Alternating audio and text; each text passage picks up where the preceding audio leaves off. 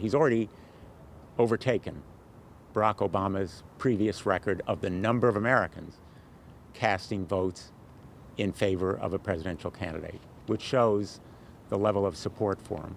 The votes are not yet counted in key battleground states, but slowly results are coming in. While both Senators Murphy and Blumenthal were not up for re-election in 2020, many of their colleagues in the Senate were re-elected. The Democrats were able to pick up Mark Kelly from Arizona and John Hickenlooper from Colorado. Republican Susan Collins was re-elected in Maine. Both Senate Majority Leader Mitch McConnell and Lindsey Graham won their races for re-election. Tonight, Kentuckians said that challenging times need proven leadership. The Democrats still have a narrow chance of gaining control of the Senate. Obviously, we don't have all of the results in the United States Senate. It may come down to a couple special elections in Georgia in January. But no matter what happens in the Senate, the election of Joe Biden, as it looks like will happen, is great news for Connecticut.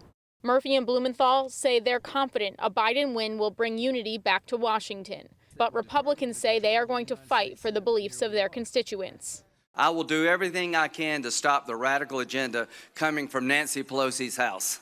Still, Blumenthal says he hopes for a pandemic relief package before January. I'm very hopeful that we can do another pandemic relief bill in the lame duck. What's necessary is for Pelosi and Trump to reach an agreement that is robust and meaningful. Democrats hope to push forward their agendas for health care, climate change, and pandemic relief. They say even without a majority, Republicans will have to negotiate for Democrat votes in the Senate.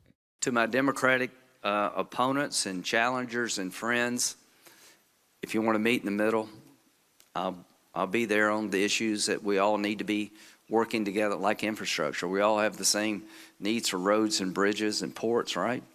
We got a great country. Let's make sure it stays great. Senator Murphy says we may not know the final results of the election for the next few days.